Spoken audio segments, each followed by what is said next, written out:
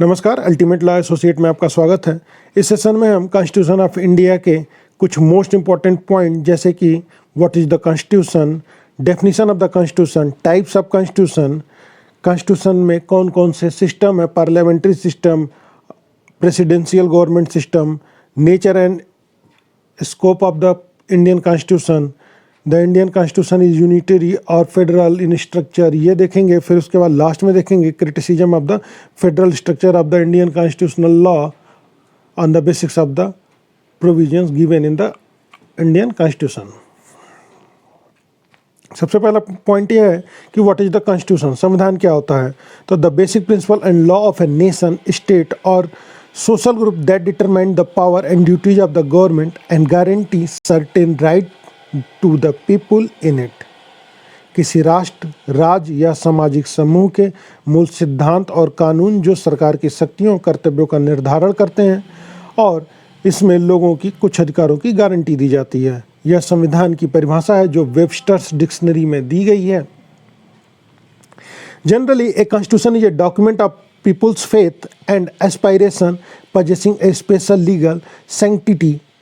It is the fundamental law of country and all other law and customs of the country in order to be valid must conform to it. It sets out the framework and the principal function of various organs of the government as well as relation between the government and its citizen. किसी भी देश की संवैधानिक विधि उस देश की सर्वोच्च विधि है। दूसरे शब्दों में कहें तो सभी साधारण विधियां संवैधानिक विधि के अधीन हैं। यदि साधारण विधि और संवैधानिक विधि में कोई टकराव हो तो उस दशा में संवैधानिक विधि साधारण विधि पर अधिभावी होती है, सुपरसीड कर जाती है। यदि कोई साधारण विधि संवैधानिक विधि के प्रतिकूल है तो वह साधारण विधि प्रतिकूलता की सीमा तक शून्य होगी। इस तरह का प्रावधान हमारे भारतीय संविधान के अनुच्छेद 13 में दिया गया है। इस प्रकार हम देखते हैं कि प्रत्येक साधारण विधि संवैधानिक विधि से अपनी मान्यता प्राप्त करती है।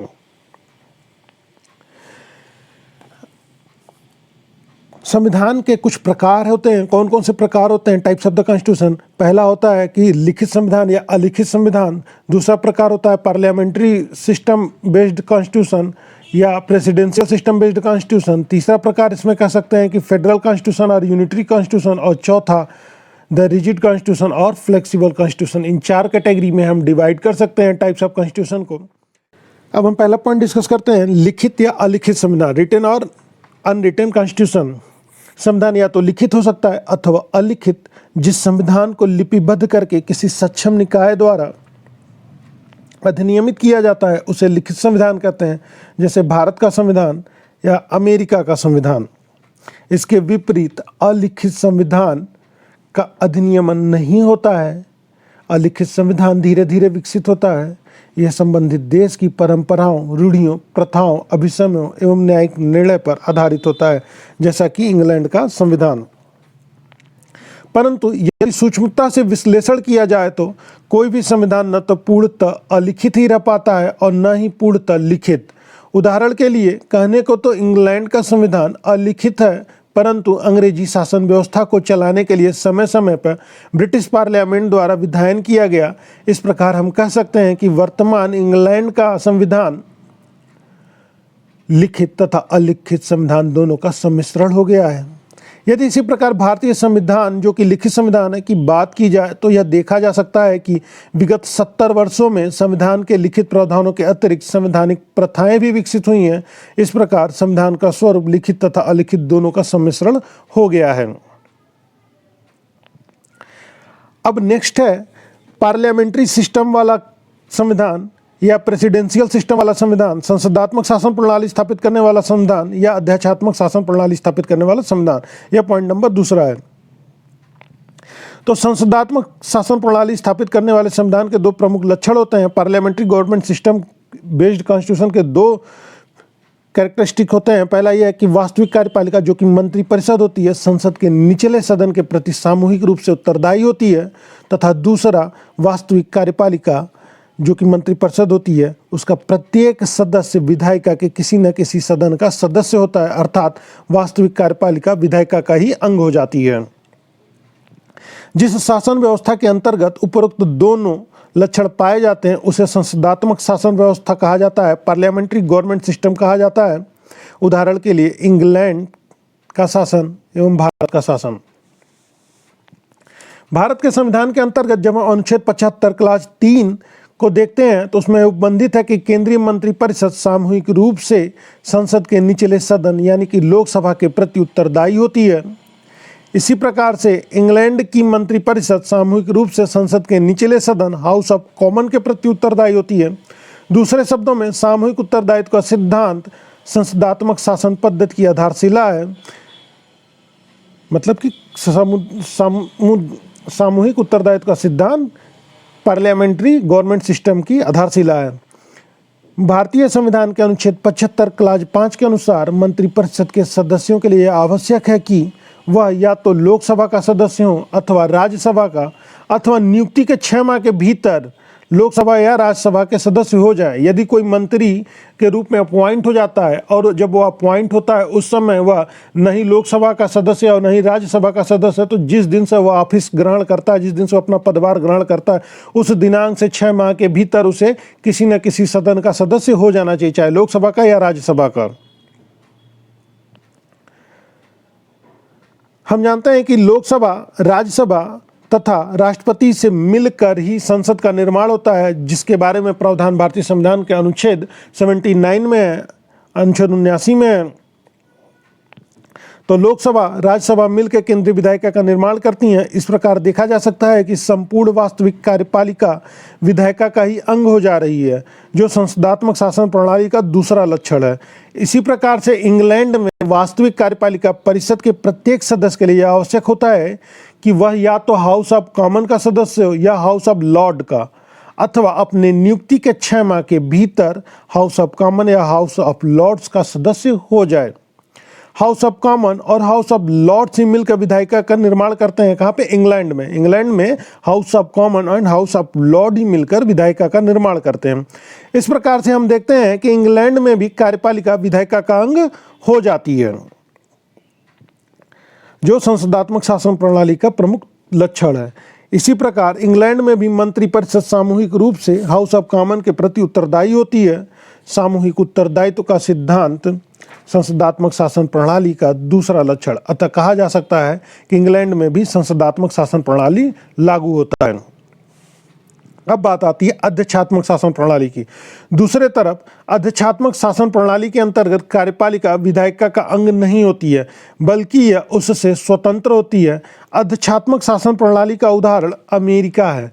अमेरिका में वास्तविक कार्यपालिका अध्यक्ष राष्ट्रपति, जो वास्तविक कार्यपालिका अध्यक्ष राष्ट्रपति है, वह न तो सीनेट का ही मेंबर होता है और न ही हाउस ऑफ रिप्रेजेंटेटिव का ही मेंबर होता है। इतना ही नहीं, जो उसके सेक्रेटरीज होते हैं वो भी न तो सीनेट के मेंबर होते हैं और न ही हाउस ऑफ रिप्रेजेंटेटिव के मेंबर होते हैं।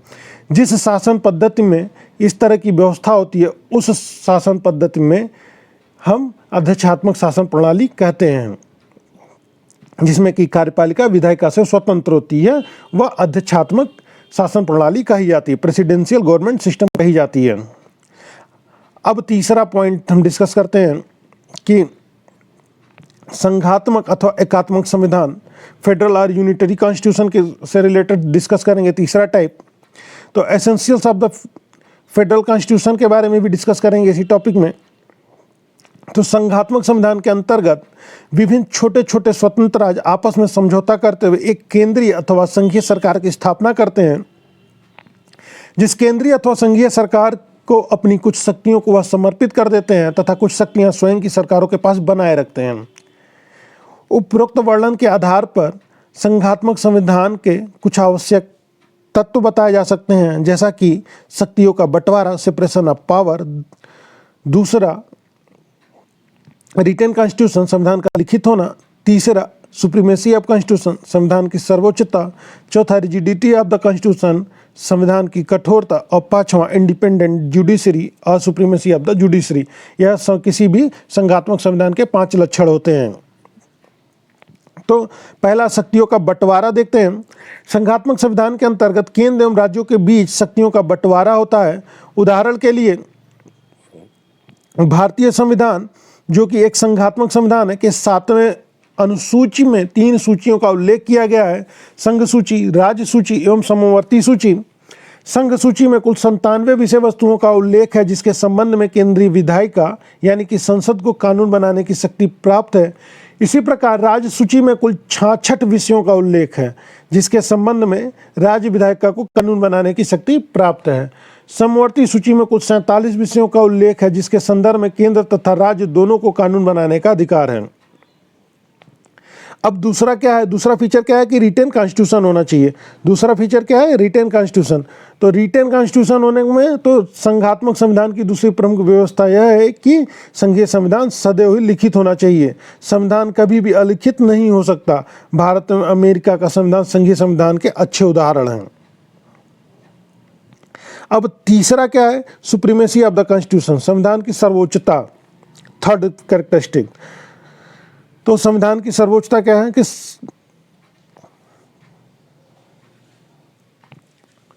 संघात्मक संविधान सर्वथा ही सर्वोच्च होता है। यह संघ एवं राज्य दोनों पर ही बाध्यकारी होता है। जितना भी साधारण विधियां होती हैं वे अपनी विधिमान्यता संविधान से ही प्राप्त करती हैं।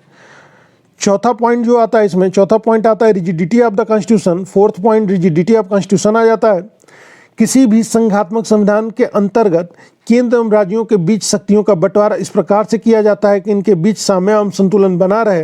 यह साम्य अथवा संतुलन आसानी से लड़खड़ा न जाए, इसके लिए आवश्यक है कि संविधान में संशोधन की प्रक्रिया अत्यंत दुरूह हो, अत्यंत कठिन हो। कम से कम उन प्रावधानों का संशोधन आसानी से न हो सके जिनका संबंध संविधान के संघीय ढांचे से हो, फेडरल स्ट्रक्चर से जिनका रिलेशन हो। और लास्ट है independence, judiciary and supremacy of the judiciary. तो न्यायालयों की सर्वोच्चता एवं न्यायालयों की स्वतंत्रता। चूंकि संघात्मक संविधान एक लिखित संविधान होता है, अतः समय समय पर इसकी व्याख्या का प्रश्न उत्पन्न होता रहता है।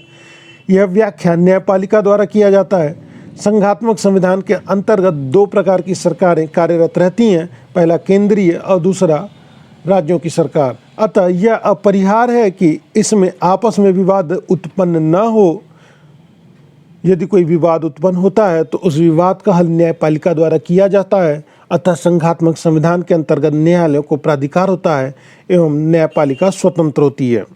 तो जिस संविधान में यह 5 फीचर होते हैं वह संविधान स्वतंत्र होता है, मतलब कि फेडरल होता है। स्वतंत्र कहने का सेंस यह है कि फेडरल संघीय होता है। कौन कौन सा, separation of power, written constitution, supremacy of constitution, rigidity of constitution और इंडिपेंडेंट जुडिशरी। ये 5 पॉइंट जिस कॉन्स्टिट्यूशन में अवेलेबल होते हैं वो कॉन्स्टिट्यूशन कैसा होता है, फेडरल होता है। तो इंडियन कॉन्स्टिट्यूशन का स्ट्रक्चर कैसा है, फेडरल है। अब इंडियन कॉन्स्टिट्यूशन का स्ट्रक्चर फेडरल है, लेकिन कुछ विद्वान इसे क्रिटिसाइज करते हैं। किस आधार पर क्रिटिसाइज करते हैं, तो कुछ विद्वान कहते हैं कि यदि भारतीय संविधान के प्रावधानों का अवलोकन किया जाए, उसे पढ़ा जाए, तो सरसरी तौर पे कहा जा सकता है कि भारतीय संविधान एक संघात्मक संविधान है, क्योंकि संघात्मक संविधान के सभी 5 लक्षण इसमें विद्यमान हैं। संविधान के 7वें अनुसूची के अंतर्गत 3 सूचियों के माध्यम से केंद्र एवं राज्यों के बीच शक्तियों का बंटवारा किया गया है। भारतीय संविधान सर्वोच्च है, यह केंद्र एवं राज्यों पर बाध्यकारी है। समस्त संवैधानिक विधियां जो हैं, समस्त विधियां संविधान से ही अपनी विधि मान्यता प्राप्त करती हैं। संविधान एक लिखित संविधान है। यदि संविधान का अनुच्छेद 368 का अवलोकन किया जाए तो हम पाते हैं कि संविधान के उन प्रावधानों को आसानी से संशोधित नहीं किया जा सकता जो इसके संघीय ढांचे से संबंध रखते हैं, तथा संविधान के अंतर्गत न्यायालयों के प्राधिकार को भी स्वतंत्र बनाया गया है एवं न्यायालय की स्वतंत्रता बरकरार है। तो यह उपरोक्त लक्षण से भारतीय संविधान के संघात्मक होने के बारे में कोई संदेह नहीं है, लेकिन कुछ विद्वान इस संघात्मक संविधान पे संदेह करते हैं। भारतीय संविधान के अंतर्गत संघात्मक संविधान के सभी लक्षण होने के बावजूद भी इसके संघात्मक होने में संदेह व्यक्त किया जाता है। कुछ विद्वान तो इसे एकदम संघात्मक मानते हुए, कुछ विद्वान इसे संघात्मक होते हुए भी प्रबल एकात्मक प्रवृत्ति वाला मानते हैं, और कुछ विद्वान इसे अर्ध संघात्मक या कल्प संघात्मक की संज्ञा देते हैं। जैसे कि प्रोफेसर के.सी. हीयर भारतीय संविधान को कल्प संघात्मक संविधान की संज्ञा देते हैं। उसके पीछे जो कारण है वो कारण भारतीय संविधान के संघात्मक न संदेह व्यक्त किया जाता है। कारण क्या है कि संविधान के अनुच्छेद 249 में की गई व्यवस्था के अनुसार यदि राज्यसभा उपस्थित एवं मतदान कर रहे सदस्यों के 2/3 बहुमत से यह प्रस्ताव पारित करता है कि यह राष्ट्रहित में है कि संसद राज्य सूची में उल्लिखित किसी विषय वस्तु के संबंध में कानून बनाए जिसका उल्लेख उस प्रस्ताव में है। उस दशा में संसद राज्य सूची के उस विषय वस्तु के संबंध में संपूर्ण भारत अथवा उसके किसी भूभाग के लिए कानून बना सकता है। संसद के द्वारा बनाए गए ऐसे कानून की अवधि 1 वर्ष होगी, जिसे पुनः राज्यसभा के प्रस्ताव के द्वारा 1 वर्ष के लिए विस्तारित किया जा सकता है। इस प्रकार यह आक्षेप लगाया जाता है कि अनुच्छेद 249 के अंतर्गत राज्य की विधायी शक्ति सिमट कर केंद्र के हाथों में चली आती है, केंद्र राज्यों के ऊपर हावी हो जाता है और उस परिस्थिति में संविधान एकात्मक प्रवृत्ति दर्शाने वाला हो जाता है। दूसरा इस कंडीशन क्या होता है? दूसरा कंडीशन आता है कि आपात स्थिति के दौरान में यदि अनुच्छेद 352, 353, 354, 358, 359 का विश्लेषण किया जाए तो इससे स्पष्ट है कि आपात स्थिति के दौरान में संसद राज्य सूची में उल्लिखित विषय वस्तु के संबंध में कानून बना सकती है। केंद्र राज्यों को इस संबंध में दिशा निर्देश दे सकता है कि वह अपने कार्यपालिक शक्ति को किस प्रकार एक्सरसाइज करें। संघीय अधिकारियों को इस संबंध में दिशा निर्देश दिया जाता है कि वे राज्य सूची में उल्लिखित विषयों के संबंध में अपनी कार्यपालिक शक्तियों का प्रयोग करें। संविधान के वित्तीय प्रावधानों को भी स्थगित किया जा सकता है। इस प्रकार अपेक्षित किया जाता है कि उपरोक्त परिस्थितियों में केंद्र राज्यों के ऊपर हावी हो जाता है, अतः संविधान प्रबल एकात्मक प्रवृत्ति दर्शाने वाला है। इन परिस्थितियां जो अनुच्छेद 352 से 360 में दी गई हैं, इन परिस्थितियों में भारतीय संविधान जो है एकात्मक प्रवृत्ति का हो जाता है, प्रबल एकात्मक प्रवृत्ति का हो जाता है। इसलिए यह संघात्मक संविधान है, एकात्मक संविधान है। इस आधार पर इसकी आलोचना की जाती है। अब जब हम अनुच्छेद 356 देखते हैं तो अनुच्छेद 356 के अंतर्गत यदि राष्ट्रपति को इस बात का समाधान हो जाता है कि किसी राज्य की सरकार संविधान के प्रावधानों के अनुरूप नहीं चलाई जा सकती, तो ऐसी स्थिति में वह इस आशय की घोषणा कर सकता है, अर्थात उस राज्य में राष्ट्रपति शासन लागू किया जा सकता है। ऐसी परिस्थिति के क्या परिणाम होंगे, इसका उल्लेख अनुच्छेद 357 के अंतर्गत किया गया है। ऐसी परिस्थिति में राष्ट्रपति उस राज्य के सभी कार्यों को अपने में निहित कर सकता है, यहाँ तक कि राज्यपालों की शक्तियों को भी अपने में निहित कर सकता है। इसका केवल एक ही अपवाद है, वह यह कि वह उच्च न्यायालय के न्यायाधीशों की शक्तियों को अपने में समाहित नहीं कर सकता है, क्योंकि संघीय संविधान में न्यायपालिका स्वतंत्र है। राष्ट्रपति संसद को इस बात के लिए प्राधिकृत कर सकता है कि वह राज्य विधायिका के समस्त शक्तियों का प्रयोग स्वयं करे। इस प्रकार यह आक्षेप लगाया जाता है कि राष्ट्रपति शासन की दशा में केंद्र राज्यों के ऊपर हावी हो जाता है और संविधान एकात्मक प्रवृत्ति दर्शाने वाला हो जाता है। अब चौथा पॉइंट यह आता है कि वित्तीय संकट की दशा में, आज तक कभी वित्तीय आपातकाल लगा नहीं है, तो वित्तीय आपातकाल से संबंधित प्रावधान भारतीय संविधान के अनुच्छेद 360 में है। तो संविधान के अनुच्छेद 360 के अंतर्गत यदि राष्ट्रपति को किसी भी समय इस बात का समाधान हो जाता है कि ऐसी परिस्थितियां उत्पन्न हो गई हैं जिसमें वित्तीय स्थायित्व अथवा साख को खतरा उत्पन्न हो गया है, तो वह इस आशय की उद्घोषणा कर सकता है। ऐसी परिस्थिति में ये आवश्यक दिशा निर्देश जारी कर सकता है, जिसमें संघ एवं राज्यों के सेवकों के वेतन भत्तों इत्यादि में कटौती का निर्देश भी सम्मिलित रहता है। इतना ही नहीं, वित्तीय आपात स्थिति के दौरान राज्यों द्वारा पारित सभी धन विधेयक केंद्र के नियंत्रण में रहते हैं। इस प्रकार यह आक्षेप लगाया जाता है कि वित्तीय आपात स्थिति के दौरान भी केंद्र राज्यों के ऊपर अधिभावी हो जाता है। पांचवा पॉइंट देखते हैं कि संविधान के अनुच्छेद 356, 357 के अंतर्गत कुछ परिस्थितियों में राज्य को केंद्र द्वारा निर्देश जारी किए जा सकते हैं। ये निर्देश राज्यों पर बंधनकारी होते हैं। जो राज्य इन निर्देशों का पालन नहीं करते तो अनुच्छेद 365 के अंतर्गत यह माना जाएगा कि उस राज्य की सरकार संविधान के प्रावधानों के अनुरूप नहीं चलाई जा सकती और तब संवैधानिक तंत्र की विफलता के आधार पर उस राज्य में राष्ट्रपति शासन लागू किया जा सकता है। और जैसा कि राष्ट्रपति शासन जब किसी राज्य में अनुच्छेद 356 के अंतर्गत लागू किया जाता है तो उस स्थिति में समस्त शक्तियाँ राज्य से केंद्र के पास शिफ्ट हो जाती हैं, क्योंकि समस्त शक्तियाँ किसमें है? राष्ट्रपति में नियुक्त होती है और राष्ट्रपति उसे संसद में या केंद्र को सौंप देता है। तो उस स्थिति में यह आक्षेप लगाया जाता है कि संविधान प्रबल एकात्मक प्रवृत्ति का है। अब छठवां पॉइंट अनुच्छेद 3 के आधार पर क्रिटिसाइज किया जाता है कि अनुच्छेद 3, छठवें पॉइंट में अनुच्छेद 3 के आधार पर उसे क्रिटिसाइज किया जाता है। अनुच्छेद 3 के आधार पर यह क्रिटिसाइज किया जाता है कि संसद एक पक्षीय प्रक्रिया के द्वारा राज्यों के क्षेत्रफल को बढ़ा घट सकती है अथवा घटा सकती है, राज्यों की सीमा में परिवर्तन कर सकती है तथा उनके नामों को भी परिवर्तित कर सकती है।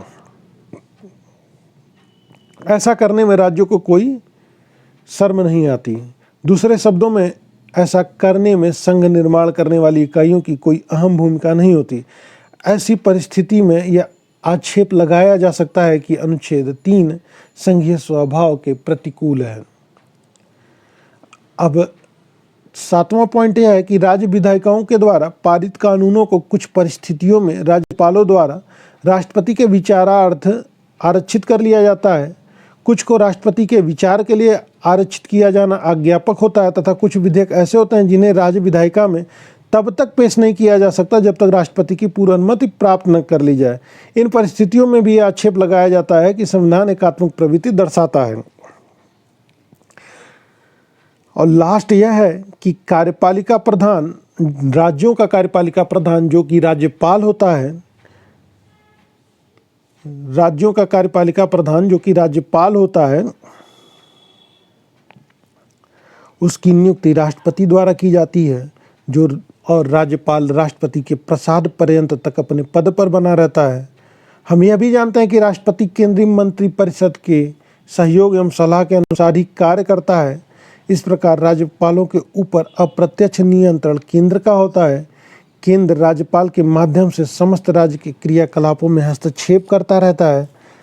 अतः उपरोक्त आधारों पर यह कहा जा सकता है कि भारतीय संविधान कुछ परिस्थितियों में प्रबल एकात्मक प्रवृत्ति रखता है, परंतु यह प्रबल एकात्मक प्रवृत्ति रखने के साथ साथ संघात्मक प्रवृत्ति का है। तो भारतीय संविधान कुछ विशेष परिस्थितियों में ही एकात्मक प्रवृत्ति रखता है, बाकी जनरल कंडीशन में वह संघात्मक है। तो भारतीय संविधान संघात्मक है। इसकी आलोचना इन आधारों पर की जा सकती है।